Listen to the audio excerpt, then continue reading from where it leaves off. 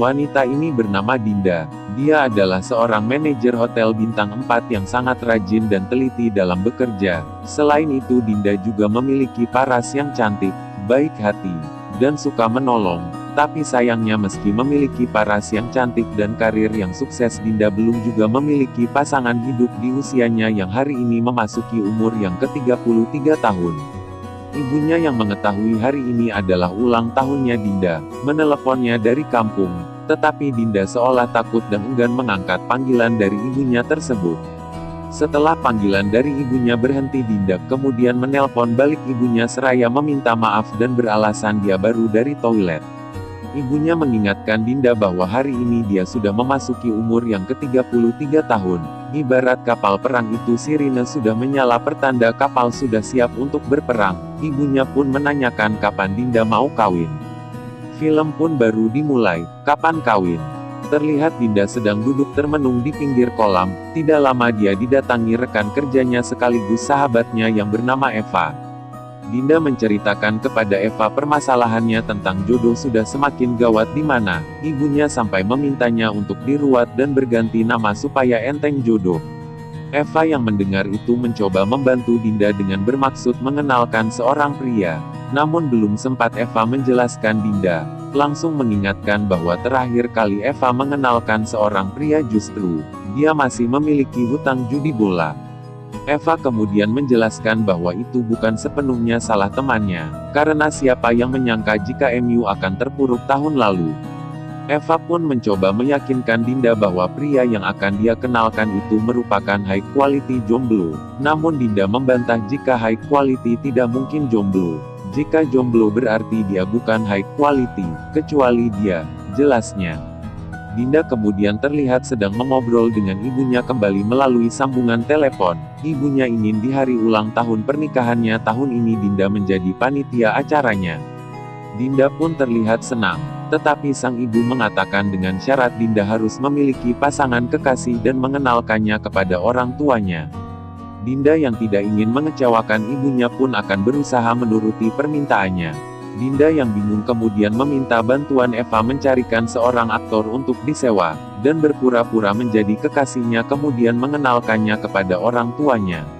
Eva kemudian mengenalkan Satrio kepada Dinda. Satrio adalah seniman jalanan yang sering bermasalah dengan hukum karena sering terlibat aksi demo. Setelah berkenalan dan menyampaikan semuanya, Dinda menawarkan bayaran 10 juta kepada Satrio. Tetapi Satrio menolak tawaran itu dengan alasan dia adalah aktor hebat dan ngoceh gak jelas.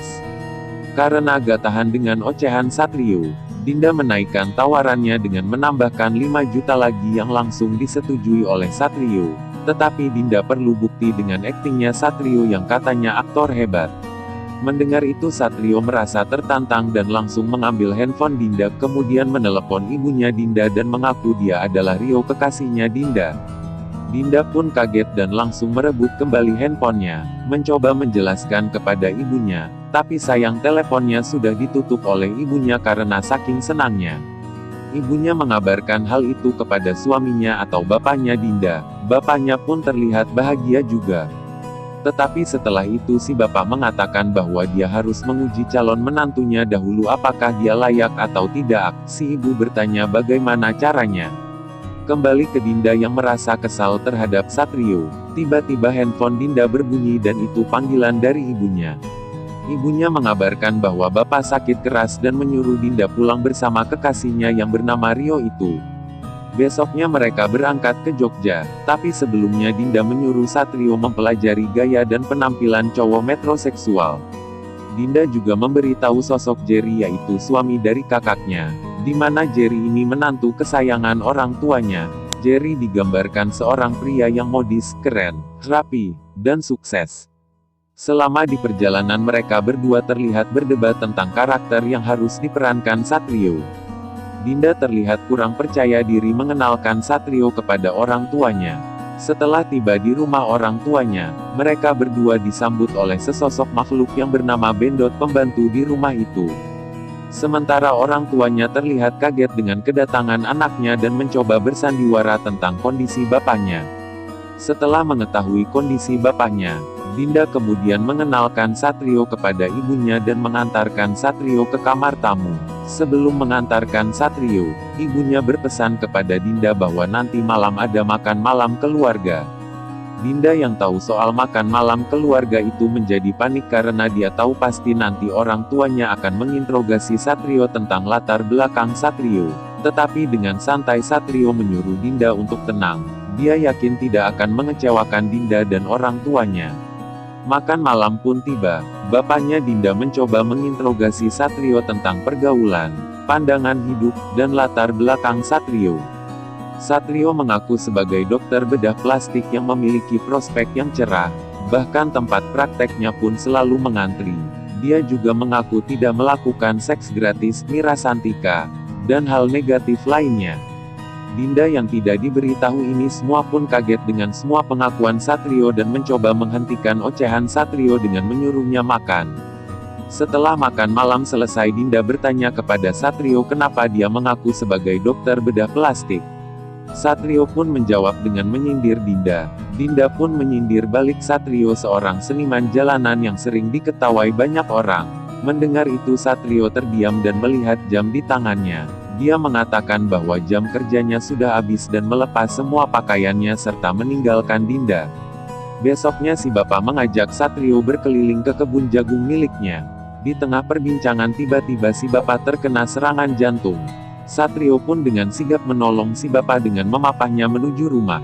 Sepanjang perjalanan terlihat Satrio berjuang jatuh bangun menolong si bapak. Suasana pun menjadi dramatis seolah sedang di medan pertempuran. Sesampainya di rumah, Dinda dan sang ibu menanyakan apa yang terjadi terhadap bapaknya. Si bapak pun menjawab bahwa dia terpeleset di sawah saat sedang berjalan. Diketahui bahwa si bapak hanya berpura-pura terkena serangan jantung untuk menguji Satrio. Malamnya Dinda terlihat sedang membersihkan sepatu Satrio yang kotor karena membantu bapaknya di sawah tadi. Satrio pun bertanya kenapa Dinda membersihkan sepatunya dan tidak menyuruh Bendot membersihkannya. Dengan refleks Dinda menjawab bahwa sudah kebiasaan di rumah itu kalau sepatu bapak kotor pasti ibu yang membersihkannya. Mendengar itu Satrio lalu meledeknya dengan mengatakan, "Berarti saya bapak dan kamu ibu."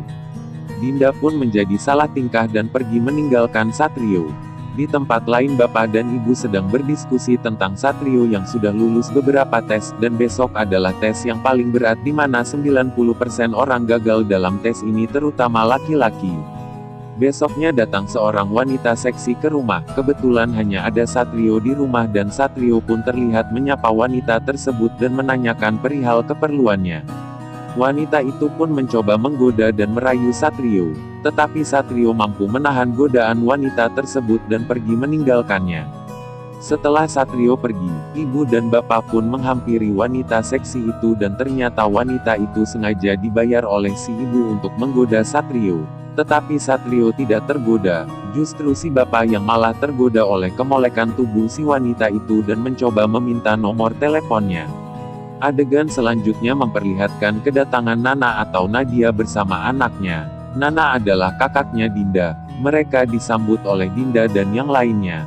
Tak lupa Dinda juga mengenalkan Satrio kepada Nana. Bapaknya yang sudah mulai menyukai Satrio menyuruh mereka segera menikah saja. Dinda pun bingung harus menjawab apa karena sebenarnya mereka hanya berpura-pura pacaran.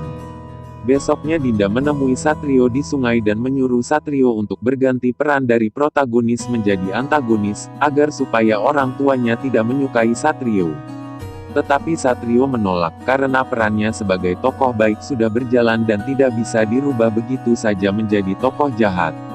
Dinda tidak mau tahu, pokoknya Satrio harus membuat orang tuanya menjadi tidak menyukainya. Bahkan Dinda berjanji akan menambahkan bayaran sebanyak 5 juta untuk itu.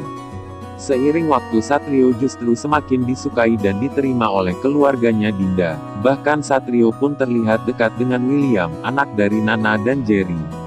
Bapaknya Dinda pun yang sudah suka dan percaya meminta Satrio untuk menikahi anaknya. Bahkan sang bapak memberikan cincin peninggalan keluarganya yang turun-temurun kepada Satrio untuk melamar Dinda. Satrio pun tidak bisa menolaknya dan menerima cincin itu. Diam-diam Dinda mengetahui itu. Mereka semua pun terlihat sedang bersantai di pantai sambil berjoget dan bernyanyi. Si bapak yang menganggap ini waktu yang tepat untuk Satrio melamar Dinda, akhirnya menyuruh Satrio melakukannya. Satrio pun menurutinya. Dia mendatangi Dinda dan berlutut di depan Dinda dan berpura-pura melamar Dinda. Namun pada saat dia ingin memberikan cincin yang diberikan oleh si bapak, ternyata cincin itu hilang. Bapaknya yang mengetahui cincin itu hilang pun marah besar kepada Satrio dan menyuruh mencarinya sampai ketemu, sementara yang lain disuruh untuk pulang meninggalkan Satrio. Ketika sampai di rumah, rupanya tiba-tiba Jerry datang dan disambut baik oleh orang tuanya Dinda, sementara Dinda kembali ke pantai untuk menjemput Satrio. Mereka pun pulang ke rumah. Namun Satrio yang masih belum menemukan cincinnya merasa takut untuk menemui bapaknya. Tetapi Dinda mengatakan, kenapa kamu menjadi takut beneran? Bukankah kita ini hanya berpura-pura? Makan malam pun tiba. Bapaknya yang tadinya menyukai Satrio justru mengatakan jika Satrio ingin pulang ke Jakarta sekarang juga silahkan. Tetapi Dinda beralasan bahwa Satrio masih dibutuhkan untuk membantunya mempersiapkan acara ulang tahun pernikahan bapak dan ibu. Satrio pun berkenalan dengan Jerry dan mengaku sebagai dokter bedah plastik. Tetapi Jerry tidak begitu tertarik, dan justru menjelaskan konsep acara kepada si bapak. Dinda yang mendengar itu pun protes, karena dia yang kali ini menjadi ketua panitianya. Dinda juga menjelaskan bahwa dia sudah menyiapkan semuanya, termasuk sudah membayar DP untuk dekor, bunga, dan catering. Tetapi Jerry menjawab bahwa dia akan mengganti semua uang yang sudah Dinda keluarkan. Dinda pun marah dan menggertak Jerry sambil memukul meja. Setelah itu Dinda pergi. Semuanya terdiam. Melihat itu Nana mencoba mengejar Dinda, tetapi dicegah oleh Satrio. Satrio pun mendatangi Dinda yang sedang duduk sendirian. Dia mencoba menghibur Dinda dan mengajaknya jalan-jalan. Satrio bertanya, ada hubungan apa antara Dinda, Jerry, dan Nana? Dinda mengatakan bahwa dulu, Nana dan Dinda mengenal Jerry bersama. Dinda berpacaran dengan Jerry, tapi ternyata Nana juga menyukai Jerry. Nana pun menangis terus selama 8 jam tanpa henti yang membuat Dinda, akhirnya memutuskan hubungannya dengan Jerry. Tidak lama Jerry pun berpacaran dengan Nana dan sampai pada akhirnya mereka berdua menikah. Dinda pun mengatakan bahwa lebih baik dia segera pulang ke Jakarta, tetapi Satrio mencegahnya. Satrio menjelaskan bahwa Dinda harus menepis anggapan buruk dari Jerry dan orang tuanya yang tidak percaya bahwa Dinda bisa membuat acaranya berhasil. Dinda pun setuju, dan sepakat bahwa mereka harus bisa bersikap mesra di hadapan Jerry dan orang tuanya sendiri. Acara anniversary pun dipersiapkan. Dinda dan Satrio terlihat sangat mesra yang membuat Jerry menjadi geram, apalagi melihat William anaknya, juga terlihat sangat akrab dengan Satrio. Jerry yang dari awal memang tidak menyukai Satrio diam-diam mencari informasi tentang Satrio melalui koleganya di Jakarta. Jerry juga memprovokasi Satrio dengan mengatakan bahwa Dinda itu perawan tua, siapa saja pasti diambat. Mendengar itu Satrio tidak terima dan mendorong Jerry yang membuat mereka akan baku hantam. Beruntung Nana datang melerai mereka berdua. Acara pun tiba, mereka semua terlihat sibuk sendiri. Tiba-tiba Satrio naik ke atas panggung dan mencoba meminta maaf kepada bapaknya Dinda, dan kemudian bernyanyi tentang perasaannya kepada Dinda bukan sandiwara. Satrio jatuh cinta kepada Dinda. Setelah turun dari panggung Satrio pun mengungkapkan semua perasaannya kepada Dinda. Sayangnya momen itu dirusak oleh Jerry yang tiba-tiba naik ke atas panggung dan mengabarkan siapa sebenarnya Satrio. Jerry mengetahui semua itu dari koleganya di Jakarta, bahwa Satrio Maulana adalah seorang seniman jalanan yang sering berurusan dengan hukum karena aksi demo. Mendengar semua itu si bapak marah dan menyuruh semuanya untuk bubar. Akhirnya diketahui bahwa Satrio disewa oleh Dinda untuk berpura-pura menjadi kekasihnya. Bapaknya marah dan mengusir Satrio. Tetapi Satrio menjelaskan bahwa dia benar-benar mencintai Dinda, dan yakin Dinda pun pasti mencintainya. Satrio menyuruh Dinda mengatakan kepada orang tuanya bahwa mereka memang saling jatuh cinta, tapi Dinda hanya diam. Melihat itu Satrio pun pergi meninggalkan semuanya, tetapi Dinda mengejarnya dan mengatakan soal bayaran yang akan dia berikan. Satrio dengan tegas menolak bayaran dari Dinda. Dinda pun menyuruh Satrio untuk tidak egois. Dia mengatakan bahwa dia mencintai Dinda, tapi dia sendiri susah untuk mencari makan. Bagaimana dia bisa memberi makan Dinda? Satrio yang katanya aktor hebat yang gak mau main film atau sinetron karena levelnya jauh lebih tinggi, nyatanya dia itu selalu kelaparan. Mendengar itu Satrio terdiam dan menyuruh Dinda untuk mentransfer bayarannya kepada Eva. Satrio juga mengingatkan Dinda agar supaya tidak telat mentransfer uangnya, karena nanti dia akan kelaparan.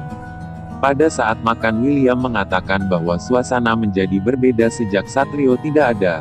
Mendengar anaknya berkata seperti itu, Jerry pun marah dan menyalahkan Nana sebagai ibunya yang tidak bisa mengurus William. Tetapi Nana membantahnya dan terjadi keributan. Hingga akhirnya Jerry memukul Nana. Bapaknya yang melihat pun tak terima dan mengusir Jerry. Dinda yang sedang duduk sendiri dihampiri oleh orang tuanya. Dinda meminta maaf karena sudah membuat orang tuanya kecewa. Dia juga mengaku memfitnah Satrio menghilangkan cincin peninggalan keluarga bapaknya. Ternyata cincin itu disembunyikan oleh Dinda tanpa sepengetahuan Satrio. Dinda menjelaskan kepada orang tuanya bahwa Satrio tidak bersalah atas semua masalah ini. Bapaknya pun meminta maaf kepada Dinda karena selama ini selalu memaksakan kehendaknya. Karena itu semata demi kebahagiaan Dinda, meski terbaik menurut orang tuanya belum tentu baik buat Dinda. Bapaknya pun berjanji akan mendukung semua keinginan Dinda selama itu tidak bertentangan dengan Pancasila dan UUD 45. Sementara Satrio terlihat sedang syuting film untuk menghilangkan egonya. Tiba-tiba Dinda datang. Satrio pun kaget kenapa Dinda ada di tengah syuting. Karena tidak mau dipecat, Satrio menyuruh Dinda berpura-pura akting. Tiba-tiba Dinda menyatakan bahwa dia mencintai Satrio dan memintanya menjadi pacarnya. Tetapi Satrio menolaknya karena dia sudah pernah menjadi pacarnya. Dia ingin menjadi suaminya Dinda. Adegan ditutup dengan Satrio yang ingin mencium Dinda tapi tiba-tiba bom meledak pertanda film berakhir.